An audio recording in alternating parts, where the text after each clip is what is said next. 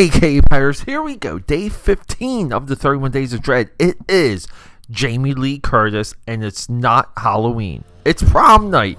This movie is fantastic. I'll explain. Let's go. And here we go. Welcome back. We are at the point 5, halfway through the 31 Days of Dread, Day 15. Welcome to it, aka Padders. You guys know me, aka Pad69, the eclectic one. Or, if you listen to this podcast, you guys know me as the film buff. And boy, are we buffing. That just worked out. Love it when I work out, watch a movie, and then record. That is the perfect combination. People, it is a rainy, crazy, gloomy, foggy, perfectly fall Saturday evening here in Philadelphia, PA. And thank you for joining me so much. Yeah, Jamie Lee Curtis, not Halloween. I heard about Prom Night for a while. This was a bucket list movie. This movie has been on my 31 Days of Dread list for quite some time. And yes, we keep a Google Doc, and we always refer to the list when we make a new list for 31 Days of Dread. My doc is very, very active at times. I can have it up for the whole day, toggling back and forth between movies.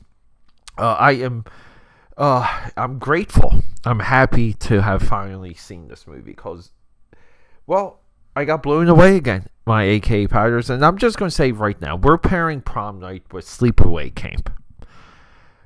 And that movie also blew me away. And both of these movies have what I like to call the psycho ending, the shock, the revelation ending before we roll credits. It is completely satisfactory. It works so well in the slasher or thriller genre, but mostly slasher horror. We love being tortured, waiting for people to survive, seeing who survives, watching people dodge blades and God knows what else. And then at the very end, feel a little bit sorry for the villain. And that's where we are here, because this movie begins with the Naked Gun, Leslie Nielsen. I kind of knew he was in this movie, but then I forgot. But then when I saw him in this movie, I was reminded he was in this movie. And I said to myself, oh, yeah.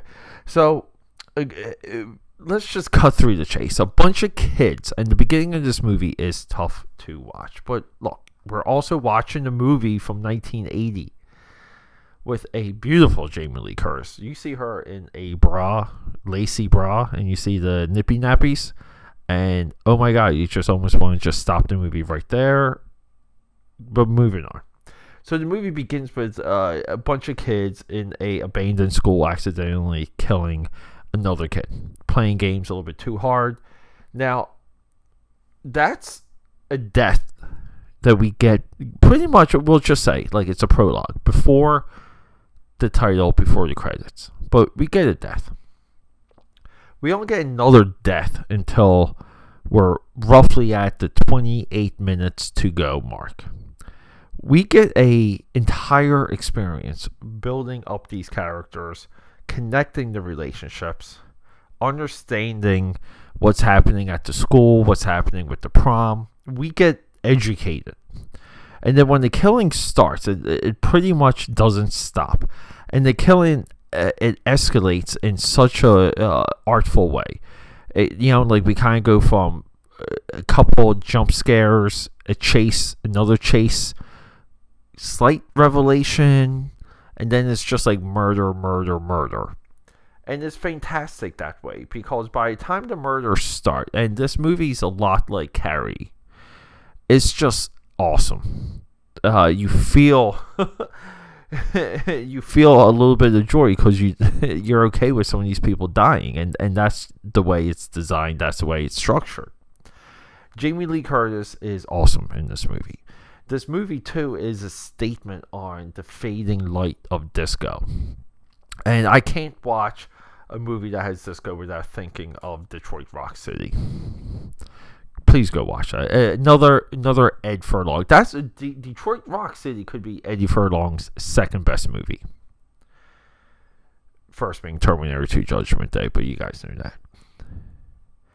And we have a big giant disco sequence in this movie. We have disco night on the walls of this prom.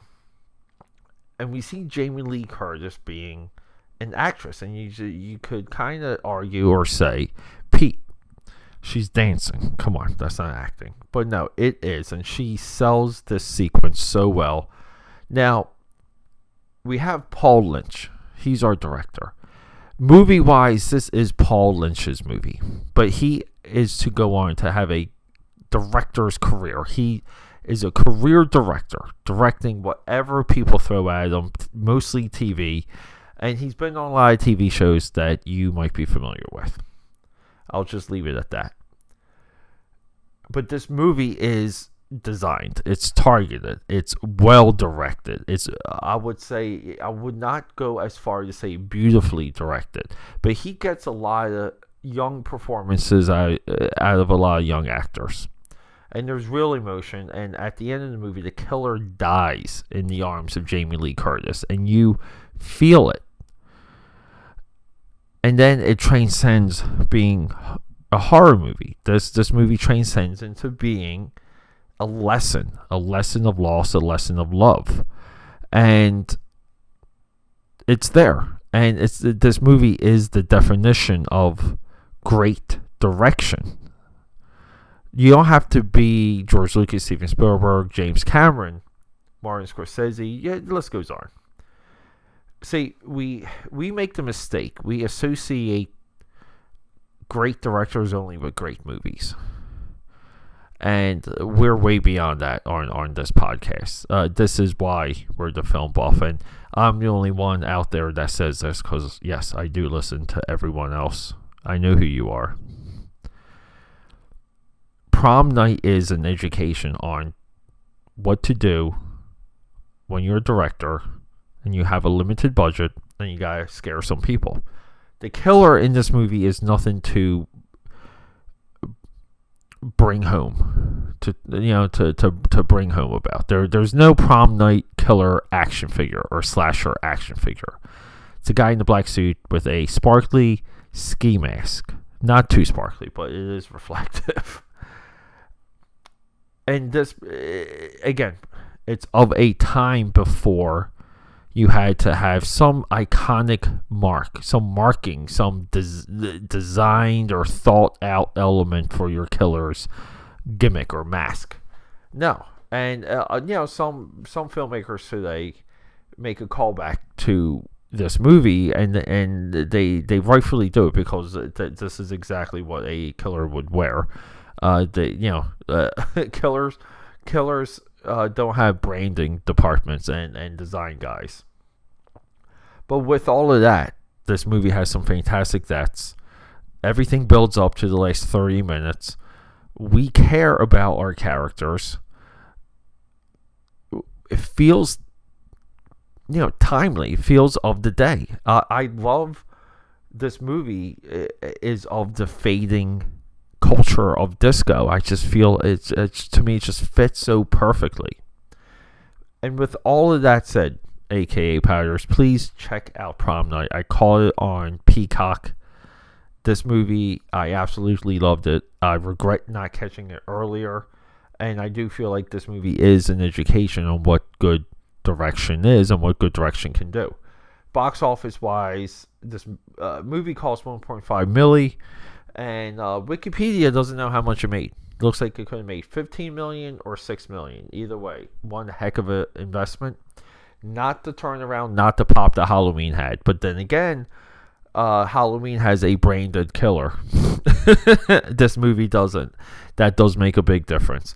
All right, AKAPADers, have a good night. Get some candy. Tomorrow we'll detail it, Sleepaway Camp. Because holy moly, so many people miss the absolute point, the mark of this movie. It's insane. Love you guys. Rock and roll.